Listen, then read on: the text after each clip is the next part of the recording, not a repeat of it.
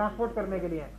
By chance हमारे supplier ने वो ट्रक पे लोड करवा दिए थे और उसका ये फोन आ गया कि अब ये बाई रोड पहुंच जाएगा तो भी उतने टाइम में पहुंचेगा, और रेलवे में जाएगा और रेलवे से आएगा तो भी उतने में पहुंचेगा, तो हमने बाई ट्रक मंगा लिया। नहीं तो आपको याद होगा 3-4 दिन पहले एक न्यूज चली थी कि खाली सिलेंडर लेके एक रैक वाराणसी पहुंचेगी कांडला से। ये सिलेंडर कांडला से आए हैं जहाँ पे जहाज का बड़ा पोर्ट है। इसकी व्यवस्था रेलवे के द्वारा थी, रेलवे के रैक की व्यवस्था थी, लास्ट मिनट पे कैंसिल करनी पड़ी। बाई रोड वो सिलेंडर अब हमारे यहाँ पहुंचने वाले हैं, वो टाइम पे पहुंच जाएंगे। दूसरी बात जो आपने कही टैंकर की, टैंकर का एस्कॉर्ट हमें इसलिए लगाना पड़ता है कि कई चेक पोस्ट पड़ते हैं रास्ते में, कई बार शहर में नो एंट्री होती है ट्रकों के लिए दिन में, कई बार हम लोग चेकिंग के नाम पे रोक लेते हैं, और तो और हमारे शहर में ही नो एंट्री लगी रहती है, तो कई बार अनजाने में भारी रुक जाता है टैंकर, ना वो टैंकर वाला बोलता, ना पुलिस वालों को पता होता और कोई समाधि नहीं होता वहाँ पे। इसलिए हम लोग एस्कॉर्ट की व्यवस्था करा रहे हैं। एक टैंकर आज भी हमारा आ रहा है, उसकी भी एस्कॉर्ट हम भेज रहे हैं, अन्नपूर्णा गैस एजेंसी का है वो, और उसकी भी एस्कॉर्ट हमारी बिहार तक जाके आधे रास्ते से उसको एस्कॉर्ट करके लेके आएगी। तीसरा, हमारी एक विशेष स्पेशल ट्रेन चलाई गई, ऑक्सीजन ट्रेन, रेलवे के और यूपी गवर्नमेंट के एफर्ट से, और वो बोकारो स्टील प्लांट जाती है, जो सेल का स्टील प्लांट है बड़ा, और वहाँ पे आइनॉक्स गैस एजेंसी का प्लांट है, वो स्टील के प्लांट से गैस निकलती है। यूपी गवर्नमेंट ने कई खाली टैंकर इकट्ठे करके ट्रेन पे चढ़ा के खाली टैंकर भेजे, और वो ट्रक भर के अब ट्रेन पे चढ़ के 12 बजे रवाना हो चुके हैं बोकारो से, और करीब रात को 11-12 बजे वाराणसी पहुंचेंगे।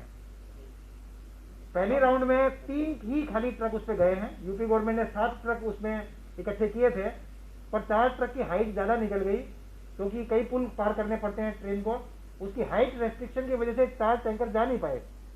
वो 4 टैंकर फिर मोदी नगर वगैरह भेजे गए भरने के लिए यूपी गवर्नमेंट के द्वारा। 3 टैंकर पास हुए उस टेस्ट में, तो 3 टैंकर भरने गए हैं। उस ऑक्सीजन ट्रेन में हमें वाराणसी को भी एक टैंकर अलॉट हुआ है। अभी कमिश्नर पुलिस साहब और हमारे एडीआरएम साहब, वो सारे लोग स्टेशन गए थे। वाराणसी कैंट स्टेशन पे ही मालगोदाम यार्ड में एक नया रैंप बनाया गया है, पहले था ऑलरेडी, उसको ठीक ठाक कराया गया है, वहां वो टैंकर चढ़ने उतारने की व्यवस्था की गई है। वाराणसी के लिए भी हो सकती है, आसपास के डिस्ट्रिक्ट के लिए भी हो सकती है। वहां पे कोई भी ट्रेन अगर भविष्य में भी आएगी जाएगी तो उस ट्रेन से हम लोग सिलेंडर उतार सकते हैं, चढ़ा सकते हैं। भरा भरा ट्रक होगा हमारा, इसमें हमारी ट्रक की ट्रांसपोर्टेशन का टाइम बचेगा, और इतनी जगह एक्सपोर्ट करना पड़ता है, जाम लगा रहता है, वो टाइम बच जाएगा। ये जो ट्रेन है, ग्रीन कॉरिडोर की ट्रेन है, रेलवे के द्वारा भी इसको प्रायोरिटी मिलती है, चाहे सवारी गाड़ी हो चाहे मालगाड़ी हो, ये सबको बाईपास करके आगे तेज जाती है। तो ये बोकारो कल सुबह तो निकली थी, करीब 9-10 बजे लखनऊ से निकली थी, और आज वापस भी पहुंच जाएगी रात को लखनऊ। तो इतनी जल्दी फास्ट मूवमेंट ट्रेन का किया जा रहा है। हम लोग जो मैक्सिमम एलोकेशन हमारा ऑक्सीजन ट्रेन के माध्यम से होगा, हम उसको भी लेने की कोशिश करेंगे, और एस्कॉर्ट कराना पड़ा किसी टैंकर को तो वो भी कराएंगे, और भविष्य में अगर सिलेंडर वगैरह की व्यवस्था के लिए रेलवे की मदद या आवश्यकता होगी बाकी इंडस्ट्री की, तो वो भी लिया जाएगा। तो आप जो भाई पहुंच रहा है कि इसमें एक टैंकर अपने को मिलेगा? हाँ, अच्छी बात यह है कि वाराणसी को आज 2 टैंकर मिल रहे हैं। एक हमारा बाई रोड आ रहा है, वो लगभग हमारा चला है अभी सुबह 10 बजे बोकारो से, और 15 घंटे लगते हैं। कल के ड्राइवर की मैं प्रशंसा करना चाहूँगा, सुरेश नाम का ड्राइवर है, और जब वो टैंकर चला था तो केवल हमें यह पता था कि कौन सी गाड़ी में अलॉट हुई है। उसके ड्राइवर का जानकारी की 2:30 बजे लगभग मैंने उससे बात की थी, जब मैं कैंसर अस्पताल के विजिट पे था, और ड्राइवर को मैंने मोटिवेट किया कि आपके 2 घंटे बचाने की वजह से कई मरीजों की जान यहाँ बच सकती है, क्योंकि आज हमारी बहुत बड़ा संकट है वाराणसी में, नए पेशेंट एडमिट होने बंद हो गए हैं, किसी भी हॉस्पिटल को शिफ्ट करने की नौबत आ सकती है, हम नहीं जानते किस हॉस्पिटल को शिफ्ट कराना पड़ जाए, किसकी ऑक्सीजन पहले खत्म हो जाए। मैंने रात को सब अस्पतालों को फोन करवाया था 9 से 11 बजे के बीच में। MP सिंह साहब ने कई फोन किए, डॉक्टर संजय राय ने आधे फोन किए कि किसी भी अस्पताल को रात को पेशेंट शिफ्ट करने की नौबत आ रही हो तो अभी हमको बता दो, अभी शिफ्ट करा देंगे, आधी रात को मत बताना।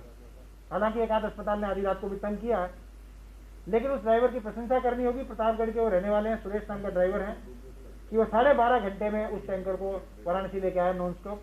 15 घंटे की जर्नी 12.5 घंटे में करके उसने टैंकर 3 बजे लगा दिया यहाँ पे, और सारी हमारी ऑफलोड हो गई 1 घंटे में। 4 बजे हमारा प्लांट चालू हो गया, जो अदरवाइज हमारा सुबह 6-7 बजे जाके चालू हो पाता। अब भविष्य में आपने एक प्लांट का भी पूछा, एक ऑलरेडी हमारा oxygen plant SSPG Kabir Chaura hospital में स्टेट गवर्नमेंट ने केंद्र सरकार को प्रस्तावित कर रखा है।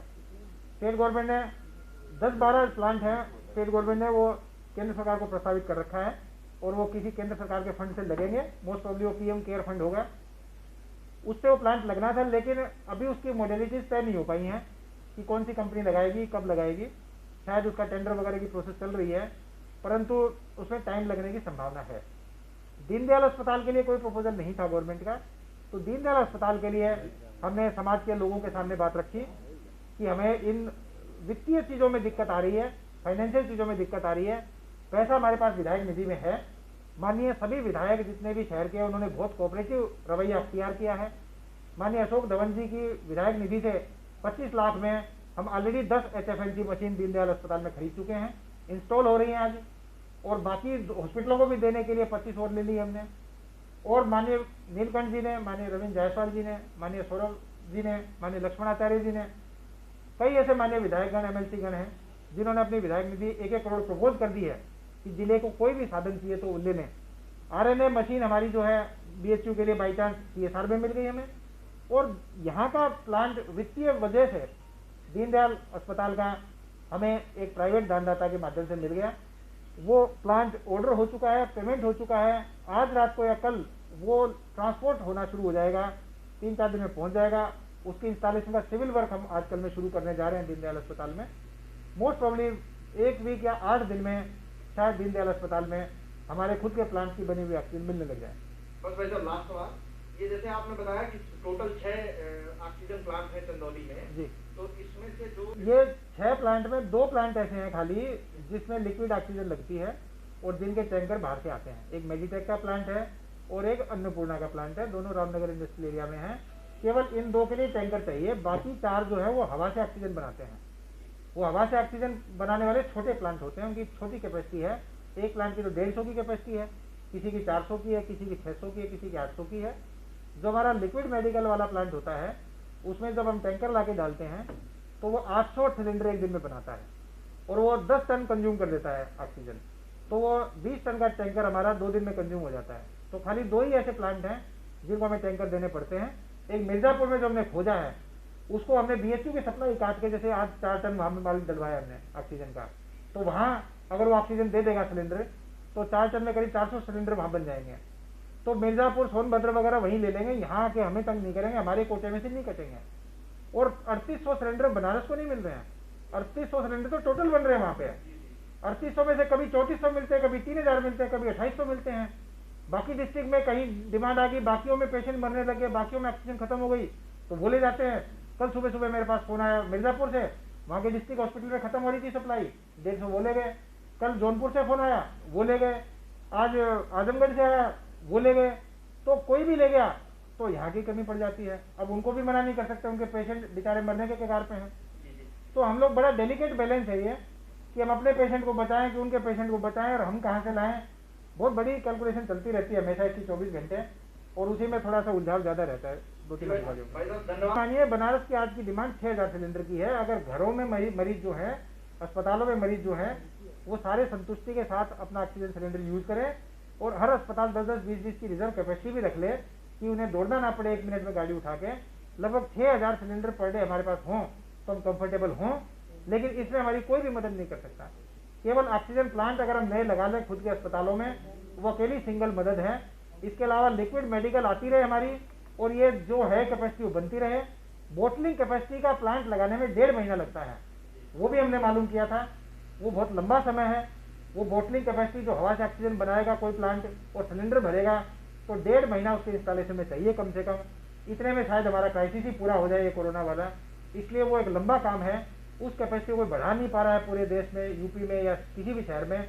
वो बड़ा सबसे बड़ा कंस्ट्रेंट है, और गवर्नमेंट जो है बेसिकली इसी वजह से ज़्यादा प्रॉब्लम में है कि ये कैपेसिटी देश में पूरी लिमिटेड है, ये रातों रात खड़ी नहीं हो सकती। ये ऐसी बड़ी चीज़ अचानक से आ गई है कि हर पेशेंट को ऑक्सीजन चाहिए, नहीं तो नॉन ऑक्सीजन वाले पेशेंट होते तो जैसे मैंने बताया 3-4 हज़ार भी हमारे यहाँ एडमिट होते अलग अलग अस्पतालों में, तो हमें दिक्कत नहीं आती। टैंकर हमको मिल रहे हैं 20-20 टन के, तो हमारा आने वाले 3 दिन का स्टॉक पूरा हो जाएगा। मिर्जापुर भी और रामनगर भी हमारे 3 दिन ऑक्सीजन की लिक्विड की कोई दिक्कत नहीं आएगी। बाकी 4 जो हवा से बनाते हैं वो तो लगातार चल ही रहे हैं। सिलेंडर की संख्या तो वही 3800 रहेगी, चाहे हम ऑक्सीजन 4 दिन के एडवांस में ले आए, चाहे 2 दिन के एडवांस में ले आए, चाहे नेक्स्ट टू नेक्स्ट चले।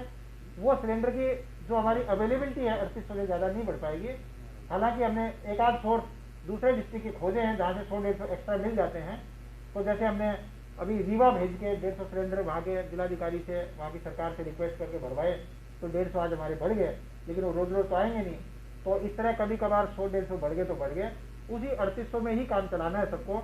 ये सबसे बड़ा चैलेंज है और बहुत बड़ा दुख है लोगों का कि घरों में लोगों को जरूरत है सिलेंडर की, हम दे नहीं पा रहे हैं, लेकिन बहुत बड़ी मजबूरी भी है कि अस्पताल में लेटे हुए लोगों को भी सिलेंडर की जरूरत है। सर, ये BHU वाला बेड कब तक बन के तैयार होगा? कौन से? दीनदयाल वहाँ सामान गुजरा है, अभी 2 ट्रक सामान आया है, कल मैं गया था, आज सुबह भी गया था। एक चीज जानना चाह रहा था, जो आपने बताया कि वहाँ 250 ऑक्सीजन बेड होंगे या पूरे 1000 ही पूरे ऑक्सीजन बेड होंगे BHU में? हाँ, जो सर बन रहा है वो 1000 बेड का होगा। BHU में 250 की 4 यूनिट बनाएंगे, वो टोटल 1000 बेड होंगे, 250-250 के 4 चैम्बर होंगे उसमें। और एक चैम्बर में ICU चलेगा और 3 चैम्बर में बिना ICU के नॉर्मल ऑक्सीजन बेड चलेंगे। कब तक सर पूर्ण हो जाएगा? आने वाले 12-13 दिन में पूरा हो जाएगा। हाँ, 3 दिन हो चुके हैं ऑलरेडी उस काम को चलते हुए। ये सामान की सप्लाई को मिला के 15 दिन है और ये ऑक्सीजन के प्लांट सहित आएगा। तो ये सारी सप्लाई, सब चीजें स्ट्रीमलाइंड है। इनके जो प्लम्बर, मैकेनिक, हर चीज इसकी सारी की सारी DRDO की तरफ से व्यवस्था हो रही है। जो लोकल सपोर्ट की है तो उसमें नगर निगम है, जल निगम है, बिजली विभाग है, BHU है, PWD है, कुछ सिविल कंस्ट्रक्शन भी होगा, कुछ CC रोड की, कुछ कंक्रीट की DG सेट रखने के लिए बनेंगे, कुछ इंटरलॉकिंग भी लगेगी। तो हमारे विभाग करके देंगे, सबके लेटर जारी हैं। फंड सबको डिजास्टर मैनेजमेंट से दिया जाएगा, स्टेट गवर्नमेंट से। फिलहाल ये विभाग काम करेंगे और बाकी रिइंबर्समेंट हम करेंगे। सर, प्राइवेट हॉस्पिटल इस तरह से लूट मचाए हुए हैं, कोई बताना चाहता हूँ, केवल अस्पताल की बात नहीं है। इस समय चैलेंज पूरे समाज के सामने ये है कि व्यक्तिगत मजबूरी का कोई फायदा ना उठाए। कई जगह हैं जहाँ पे ओवर रेटिंग की शिकायत है। दवा की दुकान पे जाते हैं तो इंजेक्शन ज़्यादा रेट में बिक रहा है, किसी दाह संस्कार के लिए जाते हैं तो वहाँ पे सामग्री ज़्यादा रेट में मिल रही है, किसी एम्बुलेंस को कोई किराए पे ले रहा है तो वो ज़्यादा चार्ज कर रहा है, किसी, आपने अभी कहा कि अस्पताल में इलाज कराते हैं तो अस्पताल ज़्यादा बिल ले रहे हैं। मेरा कहना यह है कि बहुत बड़ा संकट है। मानवीयता की वजह से हर व्यक्ति को अपने अपने प्रोफेशन में ईमानदारी बरतनी चाहिए। किसी को भी कहीं भी मजबूरी में जाना पड़ सकता है। अस्पताल वाले को शमशान घाट जाना पड़ सकता है, शमशान घाट पे काम करने वाले को अस्पताल जाना पड़ सकता है, किसी को एम्बुलेंस की जरूरत पड़ सकती है, किसी को दवाई की पड़ सकती है, दवाई वाले को अस्पताल की पड़ सकती है। कृपया करके इस समाज को, कम से कम काशी में, इस व्यवस्था को खराब ना होने दें।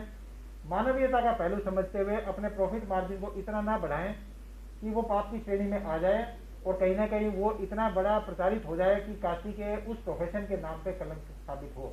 मैं नहीं चाहता कि इन्फोर्समेंट की कार्रवाई की जाए और इस मुश्किल की घड़ी में हम लोग इन्फोर्समेंट की कार्रवाई करा के FIR दर्ज करा के बाकायदा किसी की गिरफ्तारी कराएं, किसी को नोटिस दें, किसी का अस्पताल या दवाई की दुकान बंद कराएं, किसी का लाइसेंस छीनने का प्रयास करें। मेरी रिक्वेस्ट आपके माध्यम से ये होगी कि आने वाले 2 दिन में कृपया करके काशी के सभी व्यापारी जो भी जिस ट्रेड से जुड़े हैं अपने अपने व्यापार की स्थिति को संभालें। इनके पदाधिकारी, इनके एसोसिएशन के अधिकारी ये सामने आएँ, जिम्मेदारी से अपने रेट लागू करें। 2 दिन में अगर ये रेट कंट्रोल नहीं हुए तो प्रशासन बहुत सख्त कार्रवाई करेगा। हम लोग छापेमारी कराएंगे, गिरफ्तारी कराएंगे और एग्जाम्पलरी कार्रवाई कराएंगे कि समाज का कोई दुश्मन अगर समाज से इस समय में, कोरोना के समय में, जब किसी का पेशेंट एडमिट हो जाता है, 2-2, 3-3 लाख रुपए लगते हैं, पूरा परिवार मानसिक ट्रॉमा में होता है, उसकी मजबूरी का फायदा किसी ने उठाने की कोशिश की। हम ऐसी एग्जाम्पलरी कार्रवाई करेंगे कि वो सारे लोग याद रखेंगे। मैं सभी व्यापारी नेताओं से, सभी संगठनों से, ड्रग एसोसिएशन से, IMA से, मेडिकल एसोसिएशन से और जितने भी डॉन समाज हों, चाहे लकड़ी से जुड़े हुए व्यवसायी हों, मैं सबसे अपील करता हूं, आपके माध्यम से अपील करता हूं कि कृपया करके समाज के हित में काम करें। यदि किसी के साथ भी अन्यथा शोषण किया या मानसिक रूप से किसी को परेशान किया तो कहीं ना कहीं इसका दंड भुगतना होगा और प्रशासन भरपूर इसमें कार्रवाई करेगा। आने वाले 2 दिन में मैं सुधरने का मौका देता हूं। अगर 2 दिन में स्थिति नहीं सुधरती है तो मजबूरी में हमें कई व्यापारियों के खिलाफ एक्शन लेना पड़ेगा, जिसके जिम्मेदार बाद वो खुद होंगे। सर, को बताया 2 अस्पतालों को आज लिखित नोटिस CMO साहब के थ्रू जारी हो रहा है। MCI की गाइडलाइन लगा के लेटर सभी अस्पतालों को, 43 अस्पतालों को जारी हो रहा है। किसी ने भी रेमडेसिविर ओवर द काउंटर किसी भी पर्चे पे लिखी और वो पर्चा आज के बाद पकड़ में आ गया तो उस अस्पताल को बंद करने की कार्रवाई हम लोग करेंगे। MCI की गाइडलाइन का उल्लंघन करने के लिए उस डॉक्टर के खिलाफ हम उसकी डिग्री के कैंसिलेशन के लिए और उनके मेडिकल प्रैक्टिस पर रोक लगाने की कार्रवाई हम लोग करवाएंगे। मरीजों को और ज्यादा मेंटल ट्रॉमा दिया या उसके इमोशनल, उसका गलत नाजायज फायदा उठाते हुए उसमें डर कायम करने की कोशिश की तो ऐसे डॉक्टर के खिलाफ हमें उसके एंटी प्रोफेशन भी जाना पड़ेगा, तो हम कार्रवाई कराएंगे और हम आगे भरपूर इसमें एग्जाम्पलरी कार्रवाई कराएंगे। यदि किसी ने भय का वातावरण कायम करने की कोशिश की गई, ब्लैक मार्केटिंग को बढ़ावा देने की कोशिश की गई, या किसी एक प्रकार की दवाई को ज्यादा प्रचारित करने के लिए मानसिक भय कायम करने की कोशिश की। कोविड में लिए थे वो हमने तब लिए थे जब शहर में बेड्स की रिक्वायरमेंट धीरे धीरे बढ़ रही थी। अब हमारे पास बड़े अस्पताल भी कई आ गए हैं जिनके बेड हम प्रयोग नहीं कर पा रहे ऑक्सीजन की कमी की वजह से। अब स्टेट गवर्नमेंट ने भी निर्णय लिया है, माननीय मुख्यमंत्री जी ने भी वीसी में पिछले 2-3 दिन में बताया है, और हमने भी जो डिस्ट्रिक्ट लेवल हमारी जो टीम है स्वास्थ्य विभाग की हमने जो बना रखी है, उसने भी ये महसूस किया है कि चाहे कम अस्पताल चले पर हर अस्पताल में ठीक भर के बेड चले। ये 10-10 बेड अलग अलग अस्पतालों में चल रहे हैं, सब ऑक्सीजन भी चाहिए, रेमडेसिविर भी चाहिए, इसकी व्यवस्था कर रहे हैं, बहुत टाइम लग रहा है। शुरू में जब बेड बढ़ रहे थे तब तो ठीक थी व्यवस्था, पर अब इसको कम करने की जरूरत है और इन अस्पतालों को हम नॉन कोविड के लिए प्रॉपरली हम लोग इसको डेजिग्नेट कर सकते हैं कि केवल ये नॉन कोविड की ही सुविधा दें, क्योंकि बीएचयू में भी ओपीडी बंद हो गई है, कुछ ऑपरेशन भी डिले हो गए हैं, तो नॉन कोविड की व्यवस्था अब हमें बढ़ाने की जरूरत पड़ रही है। तो 12 अस्पताल हमने चिन्हित किए हैं 43 में से, जो हमारे 15 बेड से कम वाले बेड वाले अस्पताल हैं। उन सभी में अभी जो अधिकारी बैठे थे जिनको हमने अस्पतालों का प्रभारी बनाया है, उनको हमने भेजा है और अभी हम शाम को तय करा देंगे। उन 12 अस्पतालों में कुछ हम नॉन कोविड अस्पताल प्रॉपर्ली चलाएंगे और कोविड अस्पताल से उनकी संबद्धता खत्म करेंगे। कोविड के पेशेंट धीरे धीरे जब डिस्चार्ज हो जाएं, आज से वो नए पेशेंट लेना बंद कर दें और जैसे ही कोविड के पेशेंट खत्म हो जाएंगे 2-4 दिन में, वो पूरा का पूरी तरह नॉन कोविड में कन्वर्ट हो जाएं। नॉन कोविड के जो पेशेंट्स हैं उनको हमको इलाज देने की एक बड़ी प्राथमिकता सामने आ गई है, इसलिए उन 10-12 अस्पतालों को हम आज ही डीनोटिफाई करके नॉन कोविड में कन्वर्ट कर रहे हैं, अस्पतालों की संख्या कम कर रहे हैं। जो बचे हुए सिलेंडर उनको अलॉट थे, उनके सिलेंडर बड़े अस्पतालों को अलॉट कर दिए जाएंगे ताकि उन अस्पतालों में बेड बढ़ जाए। बेड की संख्या वही 1600 रहेगी, लेकिन बड़े अस्पतालों में बढ़ा देंगे, छोटे अस्पतालों को बंद करवा देंगे और उनको नॉन कोविड में कन्वर्ट करा देंगे। 2 अच्छे सामाजिक सरोकार चालू हुए, उसका जिक्र भी मैं करना भूल गया था। जितने मरीज हैं उनके तीमारदारों के लिए भोजन की व्यवस्था शुरू हुई है पिछले 2 दिनों में। माननीय अच्छे यहाँ के जनप्रतिनिधियों के और इलेक्टेड हमारे जनप्रतिनिधियों की रिक्वेस्ट पे राधा स्वामी सत्संग, जो पंजाब में जिनका बहुत बड़ा सत्संग अभ्यास है, वहाँ से वो लोग आए हैं। कल से 500 पैकेट बना के सुबह शाम उन्होंने बांटने शुरू किए हैं। बीएचयू में, दीनदयाल में, कबीर चौरा में और ईएसआई में और कैंसर अस्पताल में 500 भोजन के पैकेट कल वितरित होने शुरू हो गए। अब उनको बढ़ा के धीरे धीरे 700, 800, 1000 किया जाएगा। मरीज के तीमारदार जो परेशान होते रहते हैं, खाने पीने की सुविधा कई बार नहीं होती, घर जाके बनवाने की सुविधा नहीं होती, उन लोगों के लिए व्यवस्था चालू हुई है। इसी तरह 1-2 राजनीतिक दलों ने ये व्यवस्था चालू की है कि वे भी घर के पैकेट अब बनवा के डिस्ट्रीब्यूट अपने सामाजिक सहायता से कर रहे हैं। आपके माध्यम से मैं अपील करना चाहूँगा शहर के सभी सोशल संस्थाओं से। स्टूडेंट्स ग्रुप की कई संस्थाएं हैं हमारे यहाँ पे जो इलेक्शन में पार्टिसिपेट करते हैं अलग अलग यूनिवर्सिटीज़ में। स्टूडेंट्स ग्रुप अच्छे हैं, एनर्जेटिक हैं, युवा लोग हैं। उनसे मैं अपील करना चाहूँगा कि शहर में ऐसे लोगों के लिए सामने आए जिनको ज़रूरत है। केवल रेमडेसिविर या ऑक्सीजन का सिलेंडर ही सबकी ज़रूरत नहीं है, और भी ज़रूरतें हैं। ऐसे कई परिवार हैं जिन्होंने कई अपने निजी परिजनों को खो दिया है। कम से कम उनके लिए खाने पीने की कुछ दिन की व्यवस्था करवा सकें, 5-5, 10-10 किलो राशन की व्यवस्था करवा सकें, उनके लिए कोई और छोटी मोटी व्यवस्था करा सकें। तो इस प्रकार की व्यवस्था कराने के लिए सामने आए। प्रशासन तक कई बार इन लोगों की समाचार लेट पहुंचते हैं। आसपास के मोहल्लों में सबको पता होता है। जो समाज सेवी हैं उनकी सहायता हमें लोगों तक भोजन पहुंचाने के लिए भी चाहिए। लोगों के लिए एम्बुलेंस अगर कोई चलाना चाहे, लोगों के लिए सब वाहन अगर कोई चलाना चाहे, और लोगों के लिए हेल्प डेस्क कोई लगाना चाहे, पानी वाली पीने की सुविधा अलग अलग अस्पतालों में कोई लगाना चाहे, समाज सेवी संगठनों से, स्टूडेंट्स बॉडीज हैं, स्टूडेंट्स ऑर्गेनाइजेशन से, कुछ राजनीतिक दलों से जो जिम्मेदारी का एहसास करते हैं, या बाकी जो हमारी स्वयंसेवी संस्थाएं हैं शहर की, कि इन कामों के लिए आगे आएँ। इन परिवारों के लिए सरकारी भी जो सहायता हो पाएगी हम जरूर कोशिश करेंगे। इनके राशन का प्रबंध करना हो या इनके पास कोई घर आदि की व्यवस्था हो तो भविष्य में प्रधानमंत्री आवास जैसी योजना की व्यवस्था करनी हो, या इमीडिएटली इनके खाने पीने की 10-15 दिन की व्यवस्था करनी हो, प्रशासन उसको अपनी तरफ से कराएगा। रेड क्रॉस के पैसे से हम लोग कराएंगे। किसी भी तरह की अगर इनको प्रॉब्लम आई तो हम जरूर करेंगे। मीडिया से भी अपील है कि ऐसे लोगों की जानकारी आपके पास आए तो हमारे ग्रुप्स में शेयर करते रहें, उनके नंबर शेयर करते रहें, ताकि हम लोग उनके